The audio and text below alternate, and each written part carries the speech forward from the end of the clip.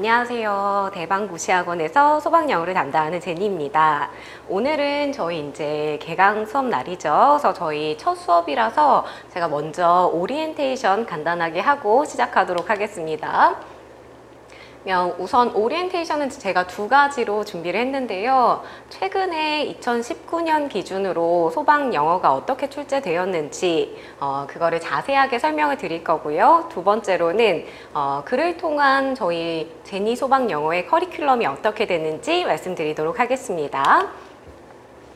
그러면 먼저 이제 최근에 있었던 2019년도 소방 영어 공채 기준으로 설명을 좀 드리도록 할 거고요. 그리고 제가 2019년도만 자세하게 했지만 일반적인 그 유형도 좀 계속 같이 말씀을 드리도록 하겠습니다. 우선은 저희 이제 시험 문항은 20문제가 출제가 되고 있고요. 거기에 이제 세부적인 영역으로 첫 번째는 어휘를 묻는 영역, 이게 이제 최근에 3문제가 출제가 되었고요. 그리고 문법 문제가 2문제 출제가 되었습니다.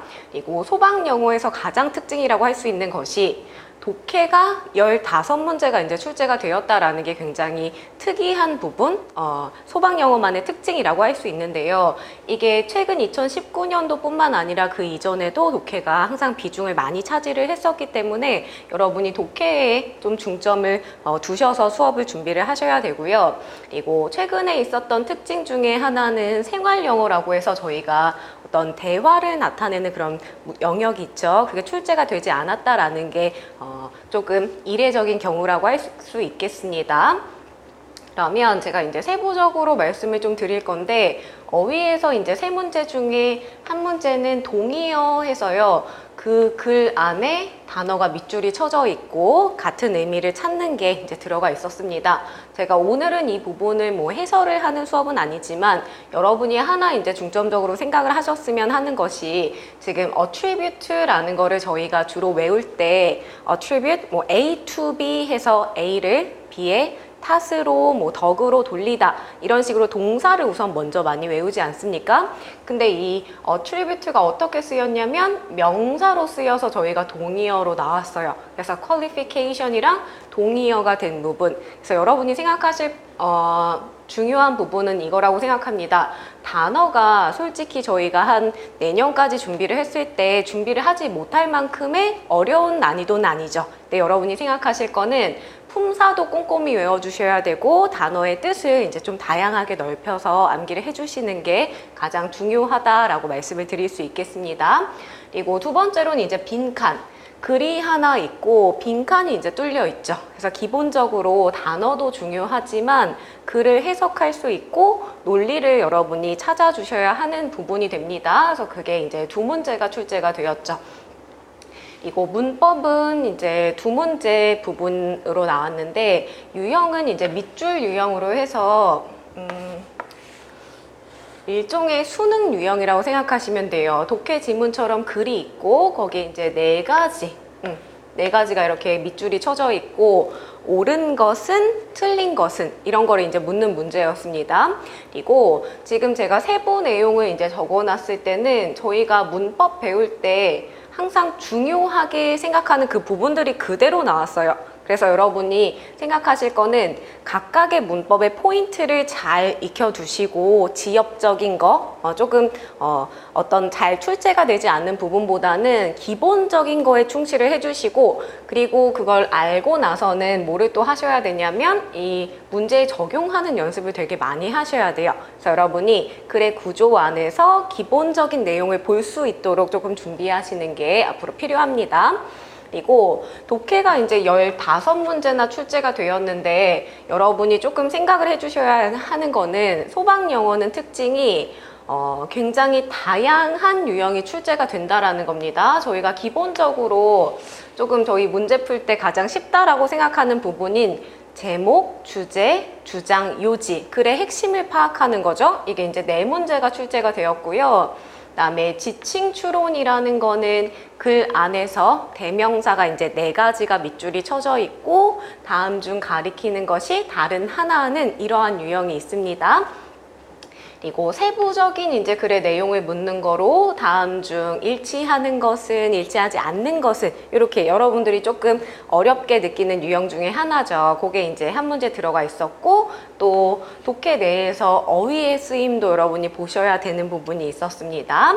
그리고 밑에 보시면 요 두 가지 부분이 여러분이 가장 어렵게 생각하실 부분이라고 생각이 드는데, 우선은 빈칸 부분.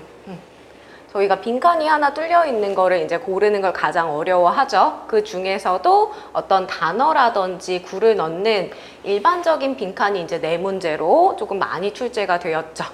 그리고 지금 밑에 제가 표시한 부분들은 이제 여러분들이 가장 앞으로 시험을 준비하는 데 있어서 어렵게 느끼실 유형이라고 생각이 드는데, 글이 있으면 보기가 이제 4개가 있고 문장이 이 중에서 글의 흐름에서 벗어나는 걸 하나 빼는 그러한 유형을 이제 문장 제거라고 하고요. 그다음에 문장 삽입은 반대로 이제 위에 주어진 글이 하나 있고 이 글을 문장 안에 넣어야 할 적절한 위치를 골라야 되는 문제가 있습니다.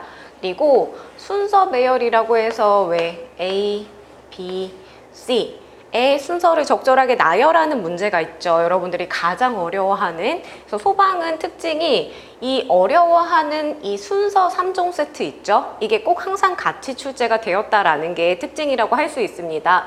그래서 여러분이 독해를 이제 굉장히 열심히 투자를 해주셔야 되고, 제가 기본적인 이제 난이도 정도를 봤을 때는 고1, 고2 정도라고 할 수 있지만, 독해가 이제 많음으로써 여러분들이 짧은 시간 안에 다양한 글을 다 읽으셔야 된다라는 게 굉장히 시간적인 부담이 있을 거예요. 그래서 여러분이 앞으로 공부하는 데 있어서 기본적인 단어 같은 경우는 고3 수준을 잘 벗어나지 않거든요. 그래서 여러분이 부족한 선부터 잘 채워주셔야 될 겁니다. 혹시 나는 중학교 때부터 조금 영어를 어려워했다. 중등 단어부터 먼저 쌓아주시고 고등으로 올라와 주셔야 되고요. 그 고3까지 올라오는 데 있어서 굉장히 조금 꼼꼼하게 단어를 품사도 같이 외우셔야 되고, 다양한 뜻을 같이 봐주셔야 되고, 예문을 같이 봐주셔야 되는 게 이제 소방 어휘를 준비하는 부분이라고 할 수 있습니다. 그리고 문법은 기본에 충실하되 푸는 연습을 좀 많이 해주셔야 될 거고요. 문법을 수업을 들으면서도 문법 문제를 맞추기 위한 그 부분으로만 생각하지 마시고 독해에 적용하기 위한 문법으로 해석하는 연습을 굉장히 많이 해주셔야 돼요. 그다음에 독해는 이제 굉장히 많은 비중을 차지하고 있기 때문에 기본적으로 필요한 거는 해석 능력이 필요합니다. 해석을 하려고 하면 여기에는 단어도 이제 필요할 것이고요. 거기에 문법이 이제 더해져서 많이 이제 해석 연습을 하셔야 되죠. 그래서 여러분이 앞으로 단어를 열심히 외워주시고, 그리고 문법을 배웠을 때 해석을 위한 문법에 먼저 생각을 해주시면 독해를 저희가 가기 위한 그 어떤 준비 단계가 될 수 있을 겁니다. 그리고 나서 저희가 이제 독해를 유형별로 정리를 하게 되겠죠. 그래서 지금 제가 공채 출제 분석과 준비해야 할 방향을 조금 간단히 설명을 드렸고요. 그리고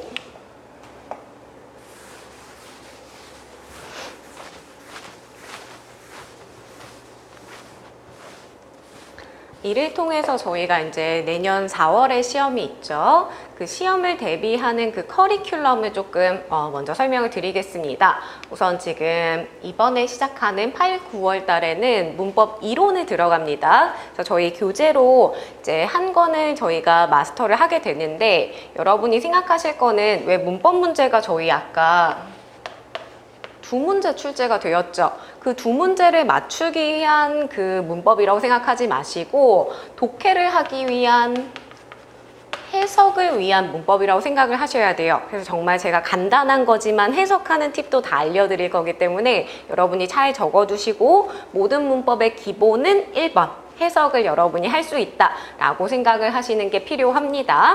그리고 8, 9월에 저희가 이제 문법 이론을 거치게 되고, 그다음에 10월, 11월에는 이제 이러한 기초를 쌓으셨다면 문법 문제를 왜 아까 제가 푸는 연습을 많이 해야 한다라고 말씀을 드렸죠. 그 적용 훈련에 들어가도록 할 거예요. 그래서 이 부분을 하는 데 있어서 여러분이 조금 복습으로 그 동영상을 조금 미리 제가 파트를 말씀드릴 거니까 거기를 들어오시고 저랑 같이 이제 적용하는 연습을 철저히 하도록 할 겁니다. 그리고 제가 아까 독해가 굉장히 유형별로 다양하게 나온다라고 말씀을 드렸죠. 그래서 그 유형을 저희가 꼼꼼히 다 정리를 할 거고요. 여기에서 해석하는 연습을 하고 독해로 이제 들어가게 되기 때문에 여러분이 처음에는 쉽지는 않을 거예요. 그래서 각각의 유형별로 어떤 접근하는 방법을 여러분이 익혀주시고 제가 이 안에서도 계속 해석하는 팁 이렇게 계속 설명을 드리도록 하겠습니다. 그리고 나서 이제 12월, 1월에 들어가게 되면 기출문제, 소방이 이제 최근에 2번 공개가 되기 시작을 했죠. 문제가 이전에는 비공개였고요.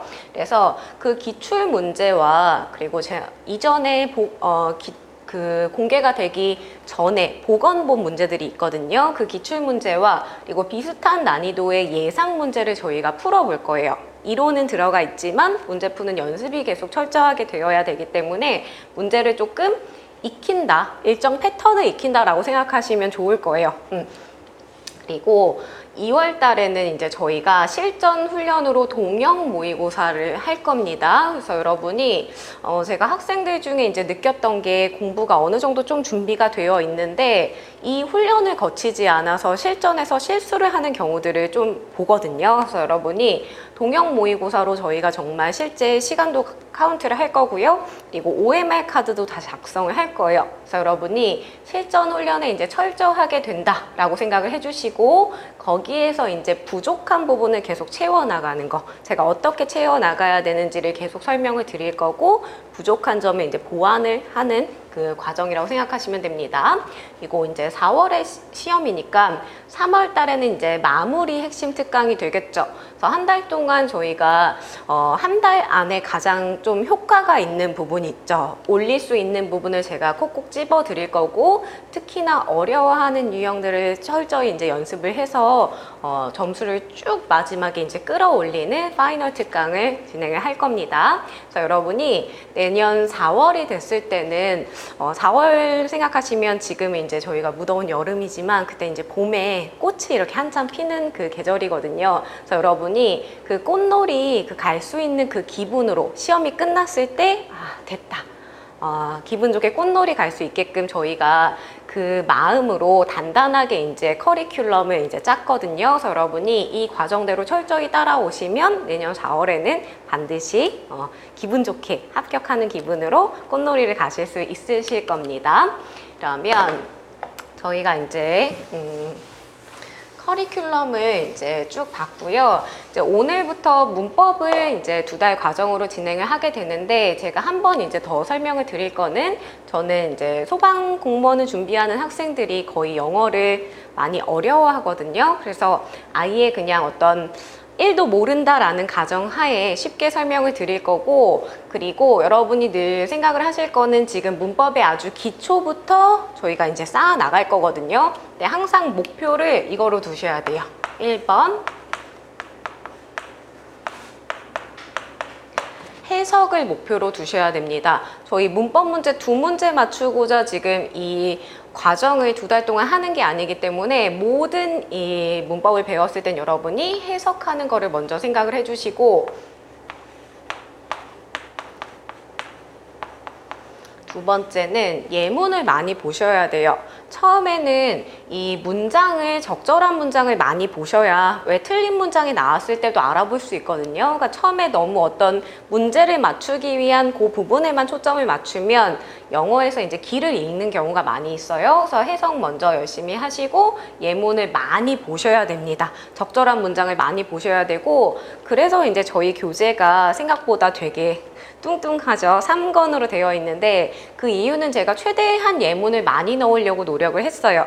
그리고 문법은 기본에 충실해서 수업을 하겠지만 독해를 진행을 하다 보면 생각보다 우리가 배운 거 외에 내용이 되게 많이 나오거든요. 그래서 그런 부분들이 다 커버가 가능하도록 하기 위해서 이제 책이 내용이 많고요. 제가 수업을 할 때는 필요한 부분만 먼저 이렇게 수업을 진행을 할 겁니다. 그래서 여러분이 제가 여기 체크하는 부분, 수업을 진행하는 부분만 철저히 잘 따라와 주시면 되고요. 그 외의 부분은 나중에 제가 독해를 할 때 참고 부분이나 아니면 추가 내용으로 갈 부분이니까 여러분이 우선은 기본만 잘 따라와 주시면 됩니다.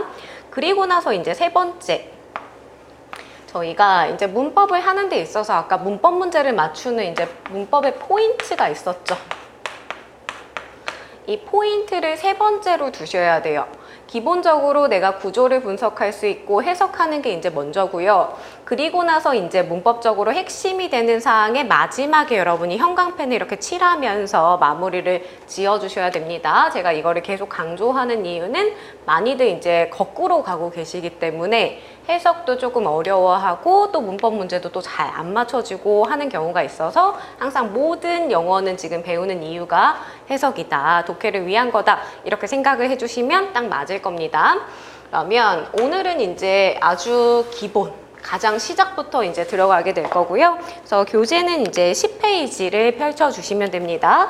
10페이지에 지금 처음에 타이틀 나온 부분이 영어의 팔품사 이렇게부터 이제 저희가 들어가게 돼요. 그래서 아주 기본부터 들어가는데 여러분이 우선은 하나 먼저 저랑 짚고 갈 부분이 팔품사라는 거는 어느 정도 들어는 보셨을 거예요. 그죠?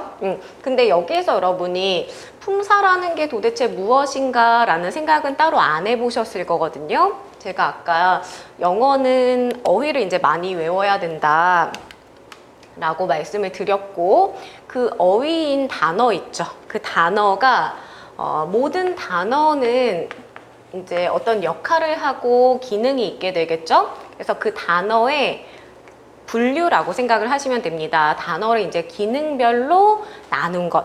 반대로 얘기하면 여러분이 외우는 많은 단어들은 팔품사 안에 속한다 라고 생각을 하시면 되겠죠. 그래서 여러분이 지금 단어를 외울 때 제가 하나 추천을 드리는 게 품사를 꼭 같이 암기를 해주시는 게 필요해요. 아까 제가 기출 단어인 attribute라는 걸 얘기를 하면서도 말씀을 드렸죠. 명사로 시험이 나왔기 때문에 항상 품사를 꼼꼼히 암기를 하고 가셔야 그게 공무원 시험에는 도움이 되거든요. 그래서 품사 꼼꼼히 외워주시고 뜻도 좀 다양하게 이렇게 암기를 해주셔야 됩니다.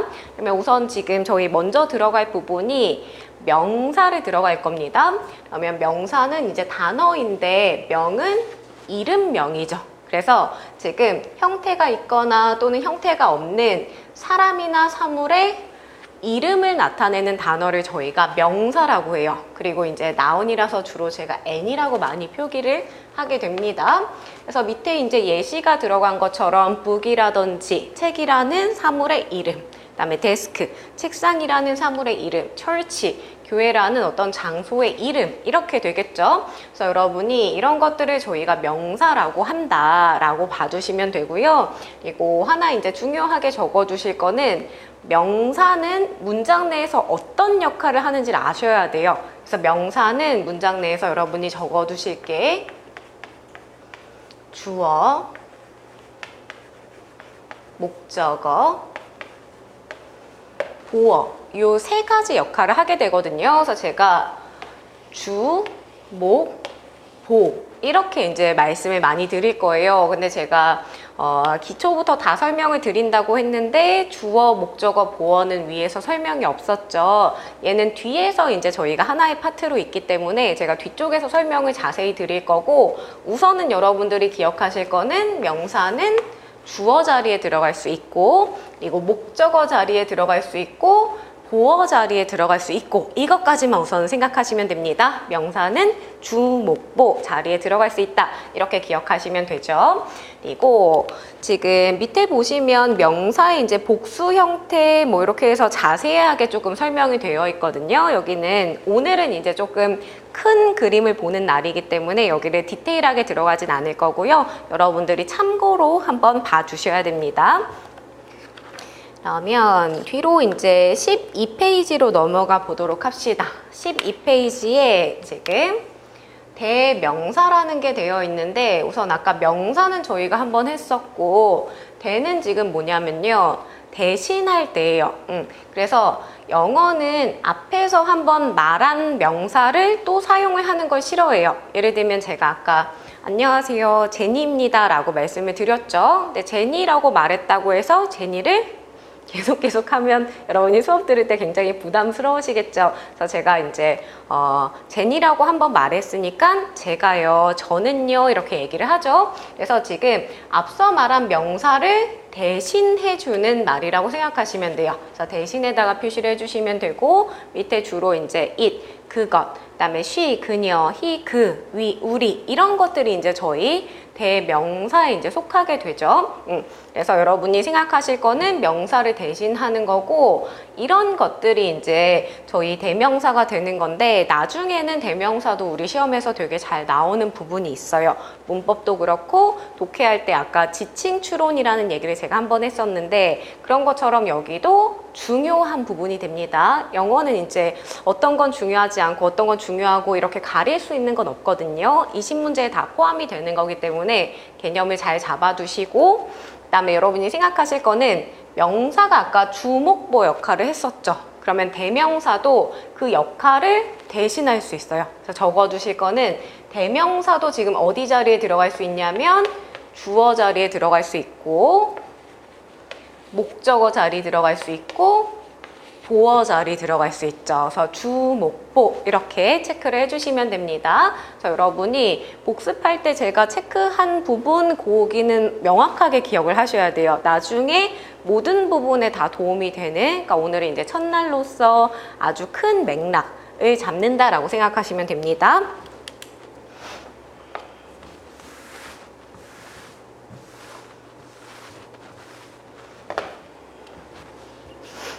그리고 13페이지에 이제 동사로 저희가 들어가도록 할 건데요.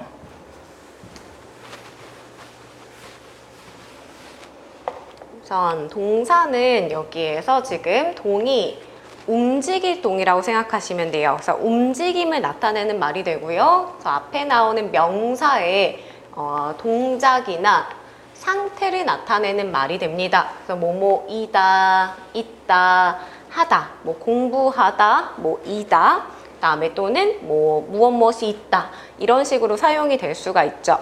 그리고 크게 보게 되면 제가 비동사랑 그리고 뒷장에 일반 동사 이렇게 나눠놨거든요. 그래서 여러분이 여기에도 세부적인 내용을 제가 넣어놨지만 오늘은 큰 그림을 우선 먼저 잡을 거고요. 동사를 기본적으로 이렇게 두 가지로 나눠서 볼 겁니다. 비동사는 이제 저희가 많이 들어봤었던 동사인데 형태를 먼저 밑줄을 치면 am, is, are 이거는 이제 저희가 주로 뭐뭐가 있다, 이다 라고 해석이 되는데 얘는 현재 형이라고 해서 현재 뭐뭐가 있다, 이다의 개념이 되는 거죠. 그리고 지금 형태가 많은 거는 주어에 따라 다르게 쓰이죠. 그래서 간략하게 한번 정리를 하면 am은 뭐랑만 쓰이냐면 I, 나는이죠. 그래서 나는 이다, 있다 할 때는 I am 이렇게만 이제 사용이 되고요. is 같은 경우는 뭐 he is, she is, it is 이렇게 쓰이게 되고 그리고 또 이제 앞에 명사가 나오는데 예를 들면 펜으로 예시를 한번 들어볼게요. 펜이라고 하면 이런 거는 이 명사의 개수가 하나라서 저희가 단수라고 얘기를 해요. 하나인 거는 단수고 반대는 여러 개인 거는 복수라고 하거든요. 그래서 지금 단수일 때는 is가 쓰입니다. 그리고 are은 you are, 너는 이다. 그다음에 we are, 우리는 이다. 그다음에 they, 그들은 이다. 이렇게 쓰일 수 있고요. 그다음에 아까 제가 단수를 한번 언급을 했는데 단수의 반대인 펜에다가 제가 뒤에다 이렇게 s를 붙여주면 펜들이 되거든요. 그러면 이런 거는 저희가 복수라고 해요. 그러면 복수일 때는 are를 사용을 한다. 이렇게 정리를 한번 해주시면 됩니다. 어렸을 때 이제 배우긴 했지만 영어라는 것이 왜 한 1년만 안 해도 갑자기 이제 리셋이 되는 느낌이 들죠. 그래서 기본적인 거 한번 정리하고, 그다음에 was, were 같은 경우는 뭐뭐가 있었다, 이었다. 그래서 여기는 과거를 나타내는 과거형이라고 하죠. 그리고 지금 두 가지가 있는 거는 앞에 나오는 말에 따라 달라지거든요. 그래서 여기 I일 때는 was가 쓰이고, 아까 또 he, she, it, 그리고 단수일 때는 was가 쓰입니다. 그리고 were은 아까 you, 그리고 we, they, 그리고 여러 개를 나타내는 복수일 때는 were를 사용을 하죠. 그래서 기초적인 거를 잘 잡고 가셔야 되고요. 그다음에 비동사는 지금 이렇게 저희가 정리가 되어 있고, 밑에 설명이 조금 자세하게 되어 있는데 제가 설명을 한 부분이거든요. 그래서 여러분이 이 부분은 반드시 뭘 하셔야 되냐면 예문을 한번 확인해 보세요. 생각보다 이제 쉽다라고 생각해서 놓쳐서 나중에 중요한 부분에 막히게 되는 경우가 있으니까 반드시 해석 한번 해보시고 쓰임 한번 보시고 하셔야 됩니다. 그러면 뒷장을 한번 가볼게요. 뒷장에 이제 일반 동사를 저희가 들어갈 거고, 주로 이제 개념이요. 비동사, 지금 본 저희 비동사와 그 다음에 조동사라는 것이 있습니다. 조동사는 말만 한번 설명을 드리면 동사를 조력의 개념 있죠. 도와주는 동사라고 생각하시면 되고, 주로 이제 can이나 must나 뭐 will이나 이런 개념이 되죠. 이런 거를 제외한 동사, 비동사나 조동사를 뺀 나머지 동사를 저희가 일반 동사라고 하고요. 한 번 더 표시하면 동작이나 상태를 이제 나타내죠. 주로 뭐뭐 하다, 이렇게 해석이 됩니다. 그래서 play 놀다, study 공부하다, eat 먹다, 이렇게 주로 행동을 나타내는 말이라고 생각을 하시면 되고요. 그리고 중요한 걸 하나 표시를 하면 이 동사가 여러분 시험에 되게 잘 나오는 포인트가 있습니다. 그래서 우선 표시만 한번 먼저 해볼게요. 그래서 동사는 전 별표 치고 기억을 하실 게 요 세 가지를 기억을 하셔야 돼요. 오늘은 우선 이거를 다 이해하자가 아니라 동사는 이렇게 문제가 나올 수 있다라는 거예요. 수는 저희가 수, 일치라는 개념이 있어요. 그래서 얘는 간단하게 먼저 말씀을 드리면 문장이 이렇게 있는데 주어, 주체가 되는 아까 주어의 얘기가 한번 나왔었죠. 그래서 제가 지금 간략하게만 한번 얘기를 하면 어떤 문장이 되는 데 있어서 주체가 되는 말을 주어라고 해요. 그래서 나는 사랑한다. 그것을 이렇게 한번 해볼게요. 그러면 여기 주체가 되는 말을 저희가 주어라고 할 거고요. 그 다음에 여기 사랑하다, 동작을 나타내는 거를 동사라고 할 거예요. 그리고 여기 뒤에 나오는 부분은 이따가 개념을 정리합시다. 그러면 제가 I love it 이렇게 문장을 하나 만들었는데 이 주어의 숫자와 수는 단수인지 복수인지예요. 그리고 이 동사의 숫자, 동사도 단수 동사, 복수 동사의 개념이 있습니다. 이 두 가지를 맞춰주는 거를 저희가 수일치라고 하게 되거든요. 그래서 여러분이 오늘은 그 부분을 자세히 가지 않아요. 왜냐하면 그러면 너무 이제 세부적으로 또 빠지게 되죠. 여러분이 하나만 기억을 해두실 거는 이 개념만 우선은 저희 먼저 적어둘게요.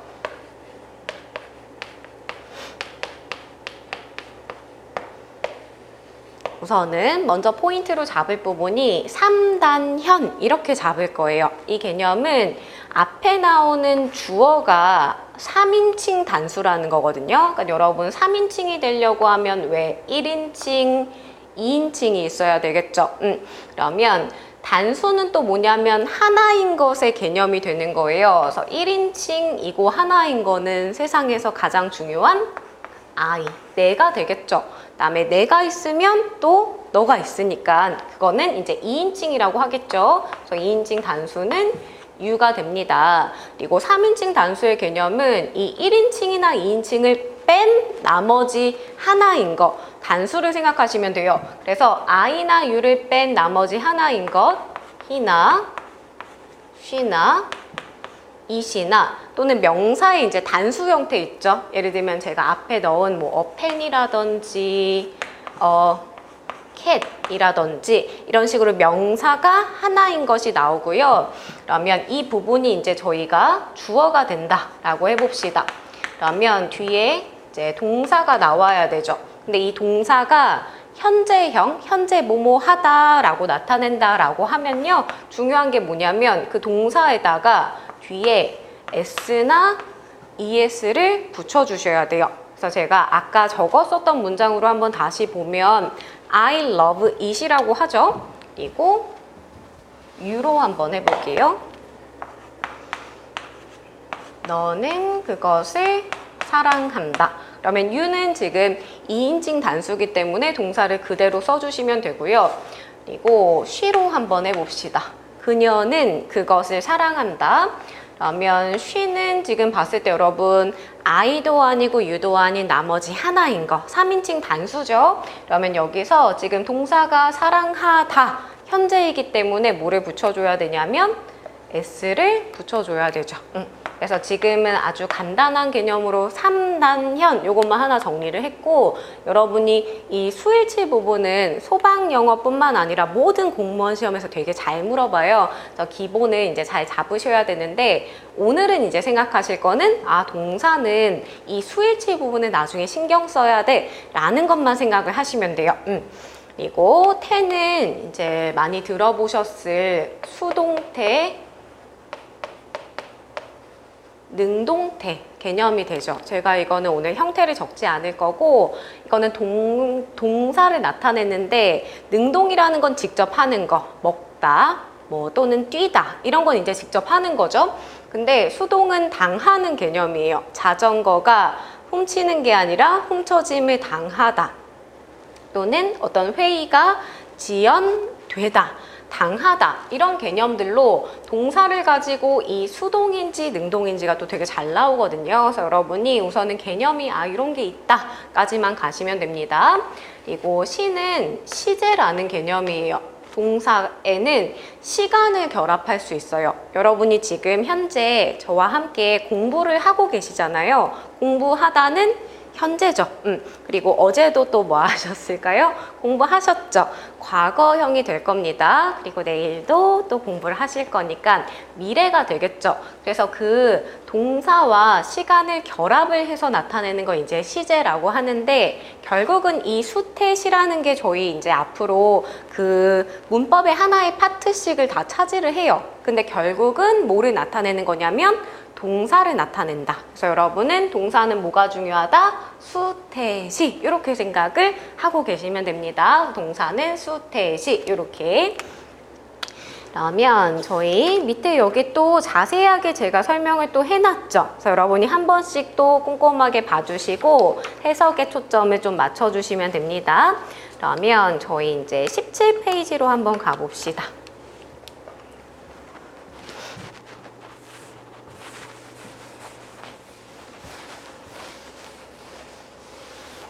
17페이지에 지금 보시면 형용사가 들어가 있고요. 형용이라는 거는 어떠한 성질이나 상태를 얘기를 하거든요. 그래서 지금 보시면 명사나 또는 명사를 꾸며주거나 아니면 상태 상황들을 설명하는 품사 해서 명사를 꾸며주고 상태나 상황을 설명한다 라고 생각을 하시면 돼요. 그래서 보시면 뭐 beautiful, 아름다운, 그다음에 tall, 키가 큰, old, 나이가 든 해서 주로 이제 해석이 뭐뭐한, 뭐뭐은, 뭐뭐 니은 이런 식으로 이제 되는 거거든요. 그래서 얘는 명사를 꾸며주거나 또는 상태나 상황을 얘기를 합니다. 그 말이 뭐냐면 지금 밑에 있는 문장 한 번만 저희 봅시다. I saw, 나는 봤다. beautiful girl. 그러면 여기서 beautiful 이라는 아름다운이 뒤에 나오는 걸을 꾸며주고 있죠. 그래서 걸은 지금 품사가 명사잖아요. 명사를 꾸며준다 라고 생각을 하시면 되겠죠. 그리고 저희 부사로 한번 내려가 볼게요.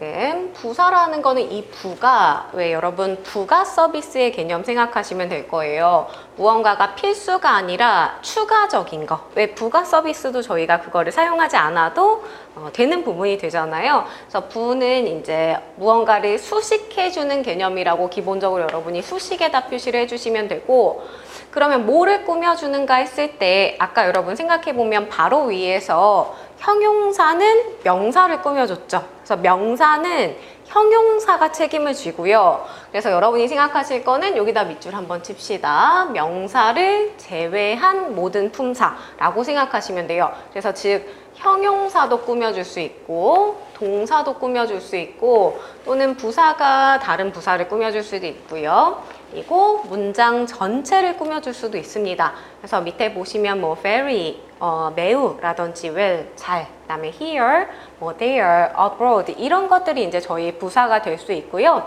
여러분이 이제 중요하게 보셔야 될 거는 부사는 지금 수식의 역할을 하거든요. 그래서 여러분이 앞으로 이제 저희가 글을 볼 때 이 수식어구가 많이 들어가 있으면 보기가 어려울 거예요. 그래서 여러분이 하셔야 될 거는 앞으로 부사를 만나면 이렇게 괄호를 칠 겁니다. 그래서 여러분이 중요하게 해두실 게 부사는 앞으로 내가 괄호를 친다. 얘는 수식이라서 절대 문장에서 필수가 되지 않거든요. 그래서 이 부분은 괄호를 친다 생각을 하시고, 그러면 이제 괄호를 치려고 할 때 어떤 거에 쳐야 할까라는 생각이 들 수 있잖아요. 그래서 여러분이 밑에 보시면 주로 제가 이제 부사의 예시를 적어놨어요. 이런 것들은 내가 괄호를 친다라고 생각을 하시면 될 거예요. 그러면 뒤로 저희가 한번 넘겨봅시다.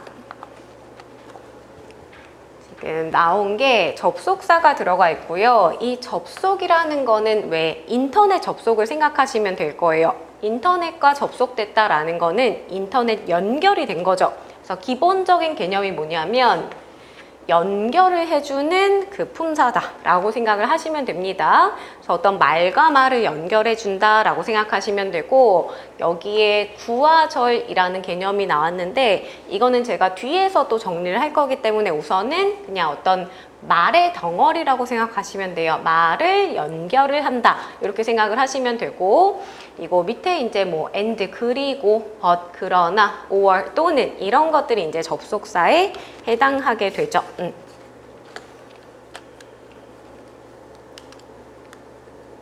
다음에 전치사를 한번 봅시다.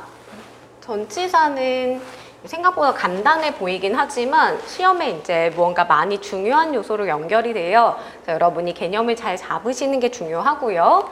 전치라는 게 전은 앞전이에요. 앞에. 그다음에 치는 위치. 앞에 위치하는 말 이렇게 생각을 하시면 돼요. 그래서 어디 앞에 위치하냐면 명사 앞에 위치 여기다가 표시해 주시면 됩니다. 그래서 명사 앞에 위치해서 반대로 얘기하면 전치사 뒤에는 뭐가 나와야 되냐면 명사가 나와야 되는 개념이죠. 전치사 뒤에는 명사가 나오는 개념입니다. 그래서 명사 앞에 위치해서 이만큼이 하는 역할이 뭐냐면요. 부사에다 표시를 해주세요. 부사는 아까 수식을 해줬죠. 부사의 역할이나 또는 형용사의 역할이 돼요. 그래서 요만큼은 하는 역할이 부사나 그 다음에 형용사 역할을 한다라고 생각을 하시면 되고, 지금 적혀져 있는 부분들이 이제 전치사에 해당하죠. 그래서 여기는 예문을 이제 조금 보고 갈 건데, 거기 보시면 첫 번째 예문 한번 봅시다. The cat is sleeping. 그 고양이는 잠자고 있습니다. 그리고 어디에서 잠자고 있냐면 under the table. 그 테이블 아래에서 잠자고 있습니다. 이렇게 지금 쓰인 거죠. 그래서 고양이가 잠자고 있는데 어디에서 잠을 자고 있는지 이제 수식의 개념이 돼서 여기는 부사로 보시면 돼요.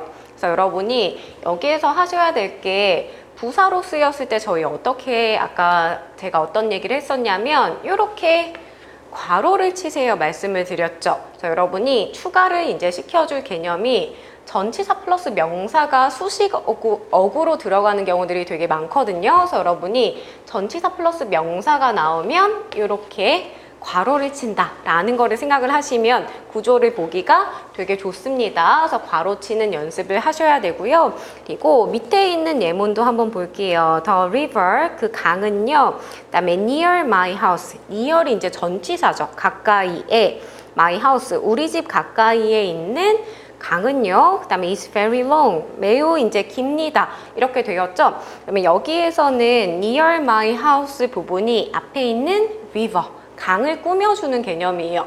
그래서 여기에서 명사를 꾸며주는 형용사도 필수가 아니기 때문에 여러분이 괄호를 이렇게 치실 수 있거든요. 그래서 앞으로 생각하실 거는 전치사 플러스 명사를 이렇게 합쳐서 어떻게 한다?